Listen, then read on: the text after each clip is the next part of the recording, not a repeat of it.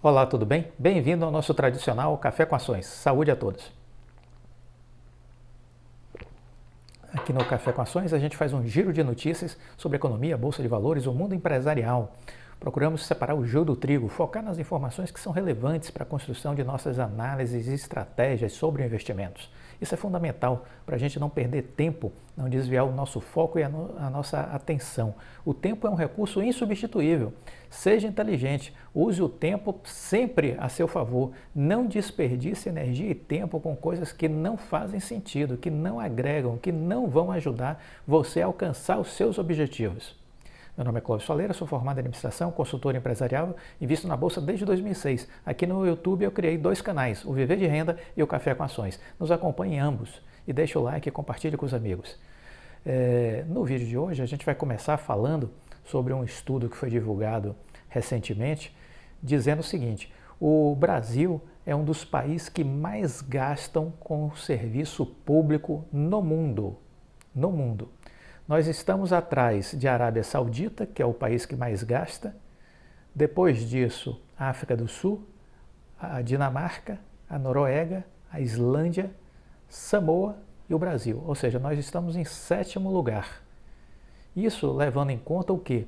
Levando em conta o gasto com a remuneração dos servidores públicos comparado com o PIB.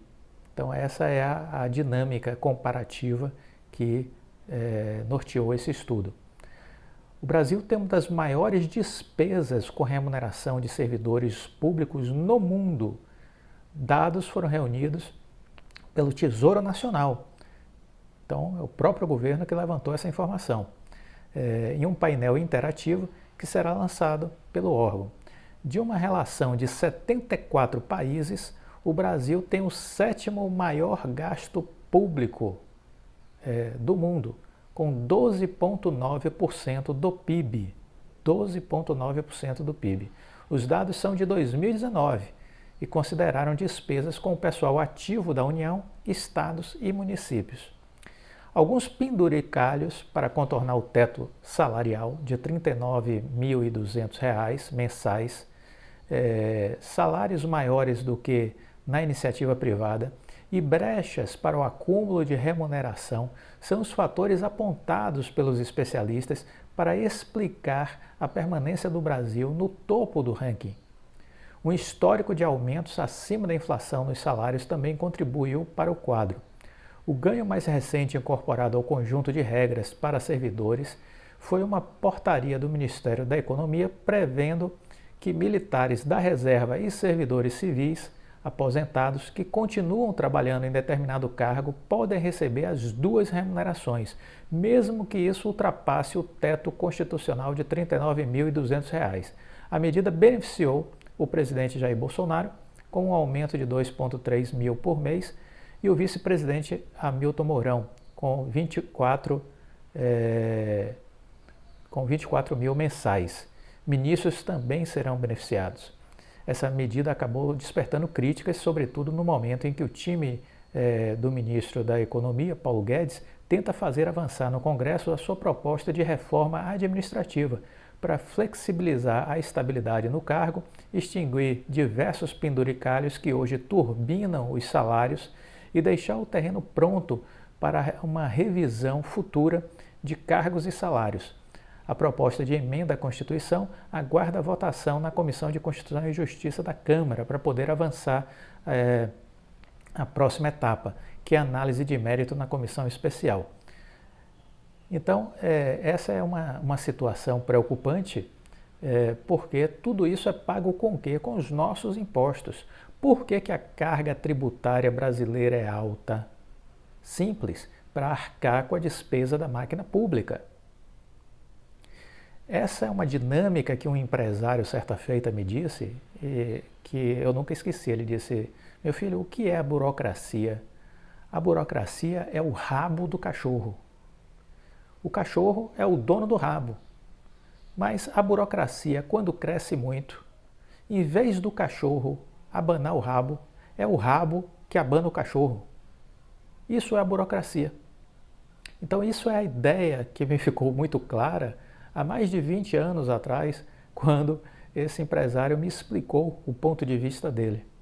E de fato eu dei razão a ele e acredito que isso realmente seja uma grande verdade e é uma grande dificuldade que nós temos no nosso país. O Brasil arrecada muito, a carga tributária brasileira é enorme. Por outro lado, gasta mal, gasta com uma máquina pública inchada. Há muitos funcionários públicos. E o que é pior, os serviços ofertados, os serviços devolvidos à população são todos de péssima qualidade. A educação é horrorosa. A saúde pública é um estado de guerra permanente. As nossas estradas são péssimas. Portos e aeroportos, muito a desejar, em que pese que deram uma melhorada nos últimos anos. Então, nossa infraestrutura por exemplo, de internet ainda engatinhando. Agora temos uma expectativa com a revolução do leilão do 5G. Mas a grande realidade é que a estrutura brasileira, os serviços que o Estado nos oferece são péssimos. São péssimos. Iluminação pública, segurança pública. Para onde você olha, você vê indicadores péssimos. Ou seja, pagamos muito imposto de renda e recebemos muito pouco de volta do Estado. O que dá para concluir disso? De que a boa parte do que se paga é consumida por pessoal, pela máquina. Então é o rabo balançando o cachorro e não o cachorro balançando o rabo. Essa é a reflexão que temos que fazer. E preocupa ainda mais essa situação porque a reforma administrativa é antiga, deveria ter acontecido já há muito tempo, essa reforma administrativa. Ela está atrasada há pelo menos 20 anos. Por que não avança? Por causa das pressões dos grupos corporativistas, né? Há aí as elites do serviço judiciário, do serviço público federal, que usam os sindicatos para fazer pressão, seja nos governos, seja nos governos estaduais, seja no governo federal. Todos os funcionários públicos ganham bem? Não, claro que não. Existem funcionários públicos que ganham menos, mas existe uma elite. E essa elite é que faz com que haja um sangramento muito grande nas contas públicas, né? É isso que dá um peso enorme para que exija cada vez mais aportes consideráveis para custear isso. É preciso mudar, é preciso transformar, é preciso coragem e é preciso pressa, porque estamos no mínimo 20 anos atrasados na reforma administrativa. No mínimo 20 anos atrasados na reforma administrativa. E ficamos ainda mais preocupados quando o ministro Paulo Guedes, agora no início de junho, procurou o presidente do Senado, Rodrigo Pacheco, e disse que o presidente não quer a reforma administrativa. Então, se isso for verdade, isso é uma loucura, porque mais do que nunca o Brasil precisa de uma reforma administrativa. Diante da situação de queda de arrecadação tributária que aconteceu nos últimos anos, é chegado o momento de um ajuste. A coisa não está pior graças ao ministro Henrique Meirelles, que conseguiu convencer o presidente Temer e criou o teto dos gastos públicos, que segurou a avalanche de despesas que o país viveria nos anos seguintes, né? Deu uma represada na sangria, mas é preciso mais. É preciso algo mais, um esforço incremental.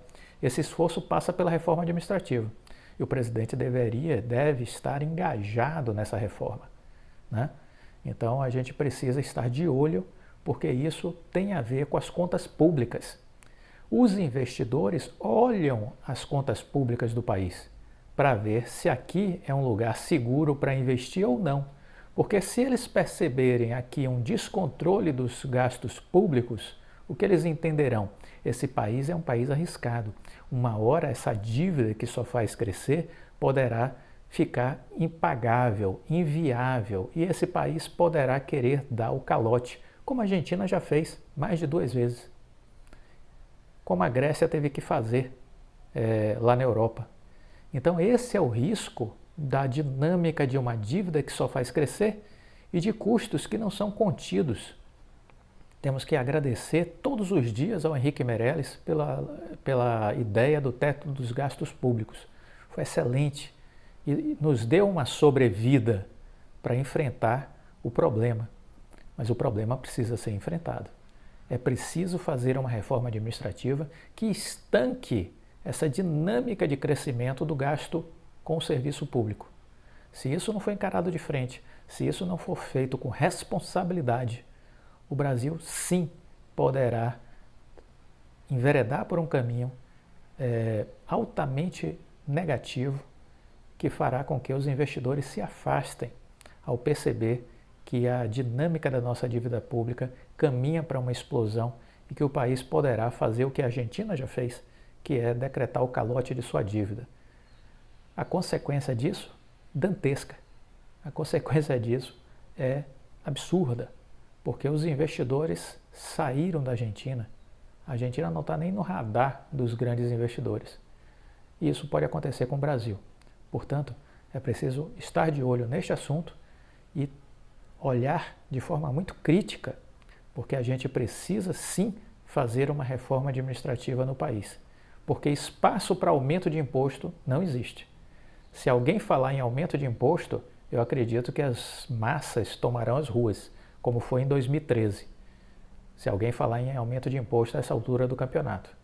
Então, não acredito em aumento de imposto. O que fazer? Reduzir despesa. Não tem como.